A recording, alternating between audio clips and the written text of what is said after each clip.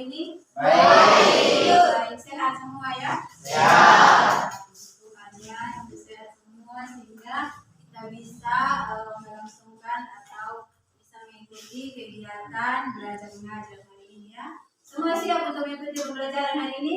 Siap. Ya, harus siap ya. Oke, jadi sebelum kita mulai pembelajaran hari ini, Ibu minta ketua kelas untuk memimpin kita dalam doa.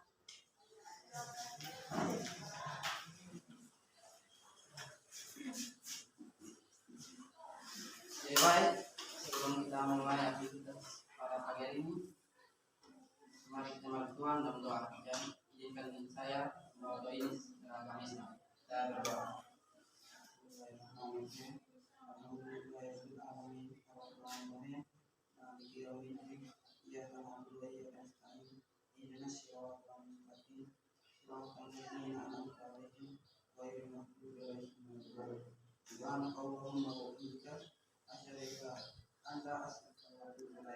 Amin. Terima kasih doa. Oke ya, hari ini Ibu akan mengecek kehadiran kalian. Sekretaris, bagaimana hari ini semua hadir atau ada yang sakit apa? Hadir semua Bu, hadir semua ya, luar biasa ya, semua hadir hari ini.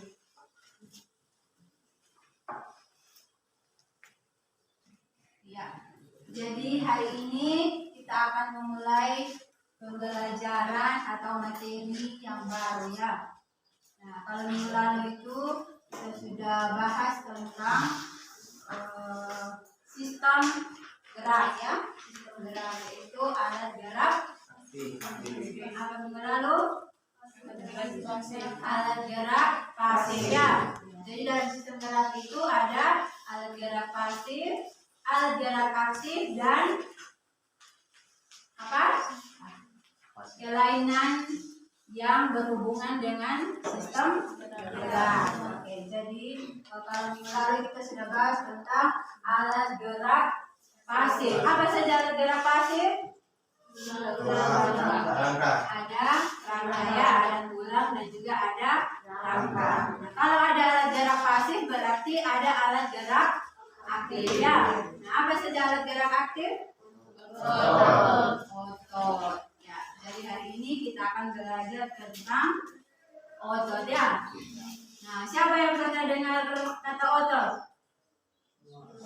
Semua ya, semua tahu otot ya. Otot ada di mana saja? Tubuh manusia. Ada di tubuh manusia. Coba tunjukkan di mana ototmu. Ya, jadi hari ini kita akan belajar tentang alat gerak aktif. Nah, sekarang coba kalian perhatikan gambar ini. Oke, gambar ini merupakan gambar otot atau daging? Daging. Daging dan otot. Oke, jadi ini gambar otot ya. Ini gambar otot. Jadi daging juga merupakan bagian dari otot disebut dengan otot ya. Oke. Nah, sebelum kita melanjutkan materinya, Ibu akan sampaikan kompetensi dasar dan tujuan pembelajaran kita pada hari ini. Yaitu kompetensi dasar 3.4 yaitu menganalisis hubungan antara struktur jaringan penyusun organ pada sistem gerak dalam kaitannya dengan bioproses dan gangguan fungsi yang dapat terjadi pada sistem gerak manusia. Nah, adapun tujuan pembelajaran yaitu melalui model pembelajaran problem based learning, peserta didik dapat menganalisis jenis, mekanisme, dan sifat gerak otot pada manusia dengan benar ya. Jadi hari ini yang tujuan pembelajaran kita atau yang akan kalian capai yaitu menganalisis jenis, kemudian mekanisme dari otot dan juga sifat dari gerak otot pada manusia. Jadi sebelum kita memulai pembelajaran aktif, silakan kalian simak video berikut ini. Halo dari semua, kembali bersama Mr. Quick dan kita sudah membahas tentang rangka dan juga sendi. Nah, itu tadi adalah alat gerak pasif. Selanjutnya adalah alat gerak aktif. Yuk simak video berikut ini. Nah, alat gerak aktif kita tadi sudah tahu bahwa alat gerak aktif pada organ gerak manusia adalah otot. Nah, otot ini berfungsi, cara kerjanya ada dua, yaitu kontraksi dan relaksasi. Kontraksi itu menarik ya, misalnya menarik, relaksasi itu merendah. Misalnya kita jelaskan ini sebenarnya fungsi otot itu untuk apa saja nih. Nah, kita lihat fungsi otot itu antara lain adalah mendukung tubuh agar bisa berdiri tegak. Yang kedua adalah membantu mempertahankan postur tubuh. Yang ketiga adalah membantu menstabilkan sendi-sendi di dalam tubuh. Yang keempat, menghasilkan panas dari berbagai proses metabolisme di dalam tubuh dan juga mempertahankan suhu tubuh. Berdasarkan struktur dan fungsinya, otot dibagi menjadi tiga. Jadi ada otot polos, ada otot lurik, dan juga ada otot jantung. Nah, yang pertama adalah otot polos. Ciri-ciri otot polos antara lain, satu, hanya memiliki satu inti sel yang berada di bagian tengah. Yang kedua, bagian gelendong dengan kedua ujung meruncing, bereaksi lambat dan tidak mudah lelah. Yang tidak terdapat pada otot peredaran darah, otot urat nadi, dan otot usus.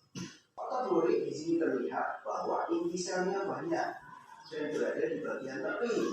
Bentuknya silindris, panjang dan punya ribuan serabut yang membentuk jaringan otot. Nah, terdapat pada otot lengan, perut, pipi, dan rangka tubuh.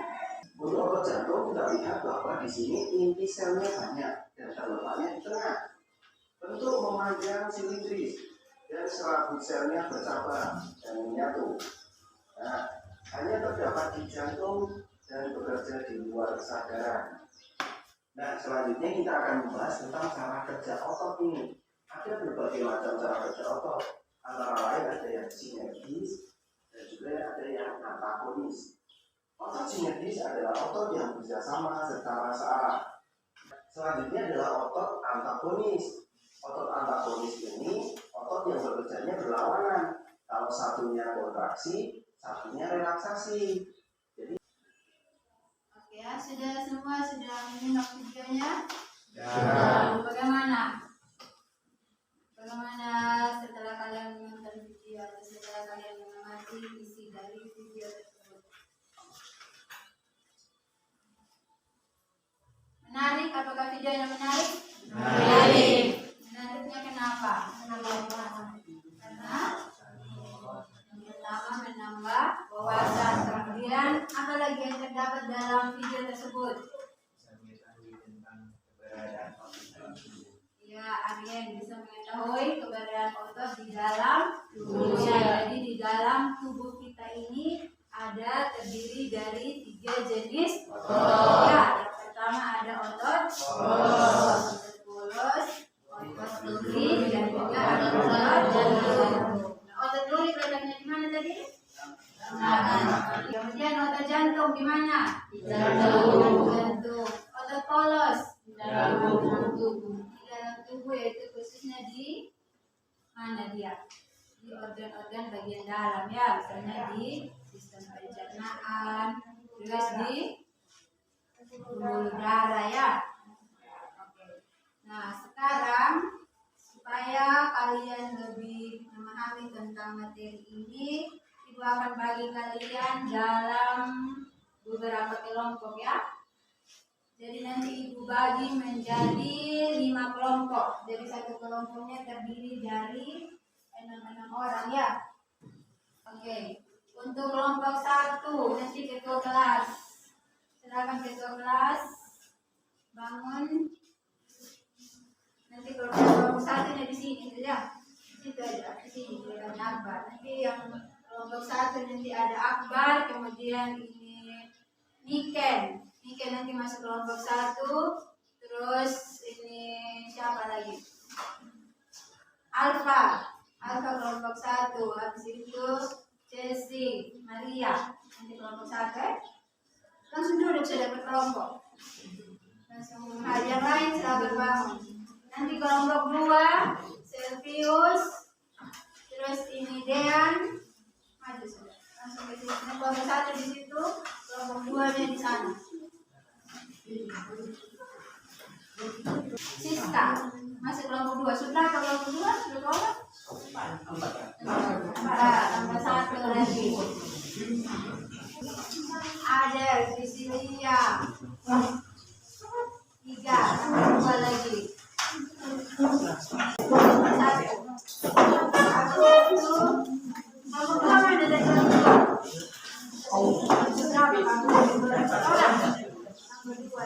Kelompok 3 mana tadi? Ada. Sudah berapa? 5.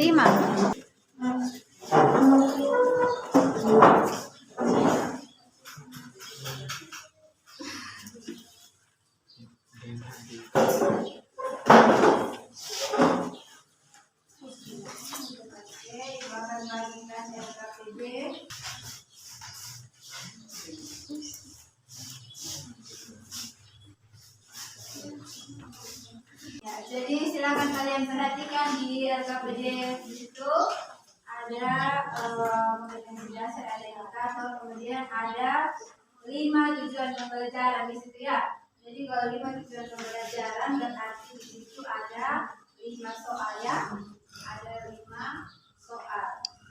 Nah sekarang silakan kalian kerjakan. Di situ ada petunjuknya, silakan dibaca kemudian didiskusikan dengan teman-teman. Kalau misalnya ada yang mau ditanyakan, ada yang tidak dipahami, silakan tanya ke India. Itu ada 5 pertanyaan ya.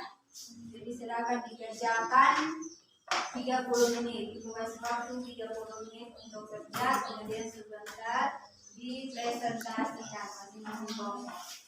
Bisa? Bisa, Bu. Dipahami? Paham. Oke, silakan dikerjakan.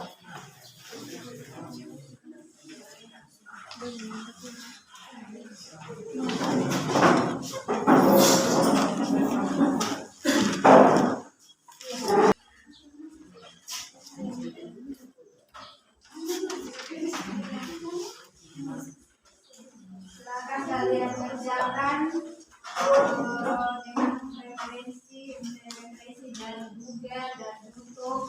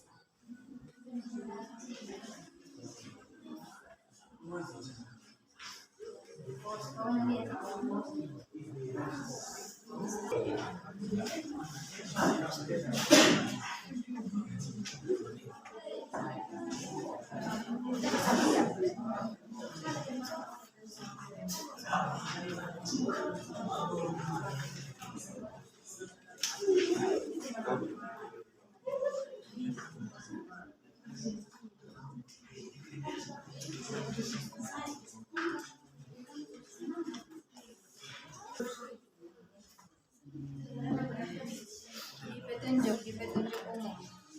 Di bagian petunjuk umum situ ada arahan untuk bisa menjawab soal nomor 3.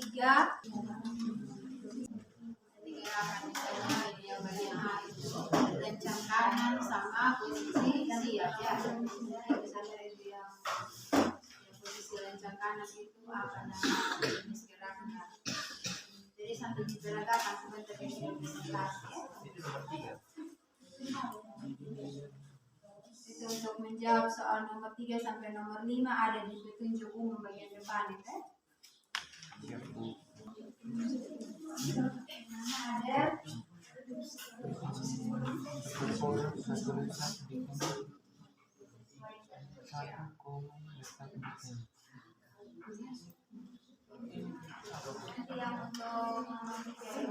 untuk ada yang beragam.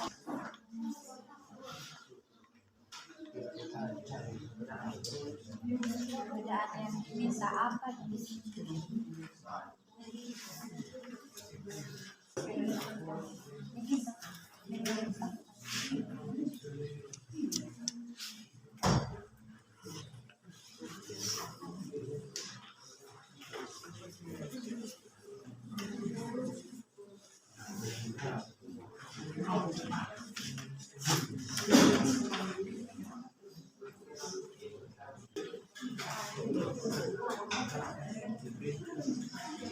Oke, kelompok 1 silakan maju di depan.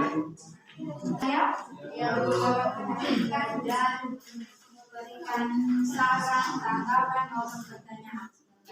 Oke, silakan. Baik, selamat pagi untuk kita semua. Terima kasih. Terima kasih atas waktu dan kesempatan yang diberikan kepada kelompok kami. Kami dari kelompok 1 akan mempresentasikan hasil diskusi kami. Ya, saudara, otot polos dan otot jantung. Sebenarnya ada di letak. Otot polos letaknya di organ dalam kelenjar dan pembuluh darah. Otot lurik melekat pada tulang. Otot jantung di dinding jantung. Intisir 1 letak di tengah, banyak letak di tepi. Otot jantung banyak letak di tengah. Otot lurik banyak letak di tepi. Otot polos 1 letak di tengah. Otot polos lambung, uterus, pembuluh darah, rahim dan kandung. Otot lurik melekat pada rangka. Otot jantung di dinding jantung. Jadi baik. Ada yang mau bertanya, menanggapi atau memberikan saran, kami persilakan dari kelompok lain. Silakan dari kelompok lain. Jadi hasil presentasi dari kelompok 1. Mungkin ada saran atau ada yang ada Niana, silakan. Berdasarkan jawaban nomor 1, saya bertanya tentang cara kerja volunteer dan menjelaskan pengertian dari volunteer dan involunteer. Kami akan menjawab dengan dari kelompok 5. Beberapa gerakan otot bersifat volunteer yang berarti melakukan kontraksi atau pergerakan di bawah kendali sadar. Misalnya seseorang memutuskan untuk membaca buku, membuka pintu dan sebagainya. Gerakan otot yang bersifat involunteer artinya mereka tidak di bawah kendali sadar seperti kontraksi pupil di cahaya terang. Bagaimana Demiana? Bisa dipahami? Oke, masih ada lagi dari kelompok lain? Oke, dari kelompok 2, Setius. Bagaimana cara kerja involunteer dan volunteer? Beberapa gerak otot bersifat volunteer yang berarti melakukan kontraksi atau pergerakan di bawah kendali sadar. Misalnya seseorang memutuskan untuk membaca buku, membuka pintu dan sebagainya. Bagaimana Setius? Oke, dari kelompok lain masih ada? Jadi itu tadi hasil presentasi dari kelompok 1 ya. Terima kasih atas waktu dan kesempatan yang diberikan kepada kelompok kami. Sekian dari kami, terima kasih.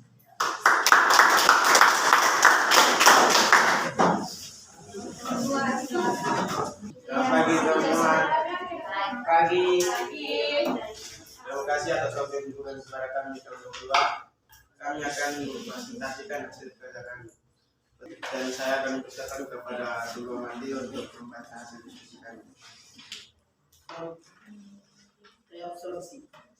Akibatnya konsentrasi ion kalsium berkurang pada ikatan antara aktin dan myosin terlepas. Dengan demikian, sarkomer akan memanjang dan otot dalam keadaan relaksasi.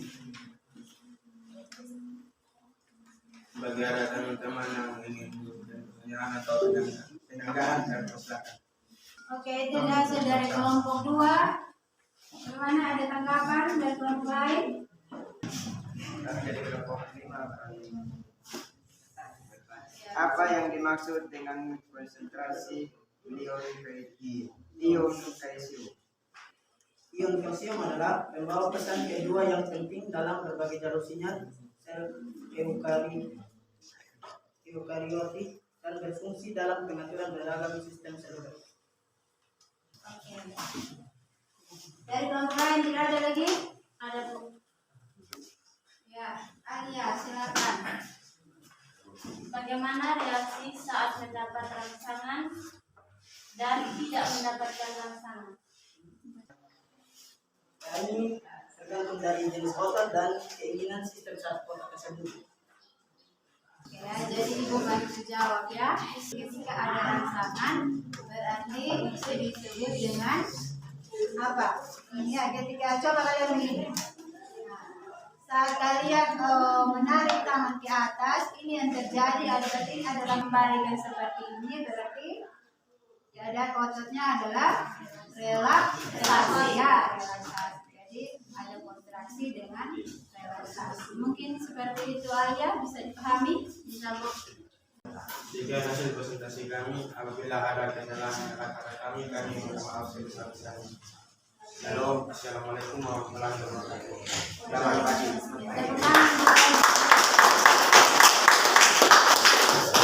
Silakan dibaca. Kami dari kelompok 3 akan menjelaskan hasil kerja kami. Silakan ibu saya. Apa saja gerakan antagonis berdasarkan gerakan yang telah kamu lakukan? Ada 4 jenis gerakan otot antagonis berdasarkan gerakan yang telah dilakukan. Selamat pagi untuk kita semua. Terima kasih atas kesempatan yang telah diberikan kepada kami. Dan kami dari kelompok 4 akan mempresentasikan hasil kerja kami. Yang pertama, kami akan membahas tentang berdasarkan soal nomor 4, yaitu yang dipersilakan kepada pembawa materi. Jadi terlebih dahulu kita harus mengetahui gerakan antagonis. Jadi gerakan antagonis ini adalah gerakan yang berlawanan arah seperti yang sudah dijelaskan oleh Ibu sebelumnya. Dan yang terdapat yang berperan di dalam gerakan tersebut yaitu otot antagonis, misalnya otot bicep. Otot bicep yaitu otot yang berada pada lengan atas di sini dan termasuk pada otot duri. Dan sedangkan otot tricep yaitu otot yang berada di lengan bagian samping dan bagian belakang. Nah, kedua otot tersebut berfungsi untuk menjaga bahu tetap kuat dan kokoh. Nah, otot kedua tersebut juga berperan dalam gerakan fleksi dan ekstensi. Nah, di mana gerakan fleksi ini contoh dari gerakan yang otot tricep dan otot fleksi tadi, yaitu kalau pada gerakan fleksi yaitu menundukkan kepala. Sedangkan pada bagian infleksi yaitu pada pemanasan olahraga seperti gerakan ini seperti ini. Mungkin itu saja yang bisa saya sampaikan. Jika ada teman-teman atau yang memberikan pertanyaan atau tambahan, Sekian presentasi kami persilakan dari teman-teman atau ibu guru untuk menambahkan atau memberikan solusi pertanyaan ataupun berupa kritikan saran untuk kelompok kami. Waktu dan kesempatan kami persilakan. Paham semua ya? Oke, kalau tidak ada pertanyaan atau tanggapan lagi, silakan ditutup. Sekian presentasi dari kami. Kami mengucapkan terima kasih.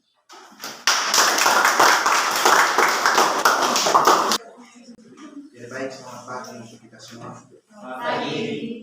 Terima kasih atas waktu dan kesempatan yang telah diberikan kepada kami kelompok 5. Kami akan mempresentasikan dari apa yang sudah kami kerjakan. Kepada pembawa materi saya uraikan jenis sendi yang terlibat dalam gerakan tersebut. Sendi yang berperan saat menunduk dan menengah yaitu sendi putar yang terdapat antara tengkorak dan tulang atas. Jadi sendi yang menunduk dan menengah itu terdapat di tulang atas di belakang sini. Jadi bisa kita menunduk begini dan bisa kita tegak.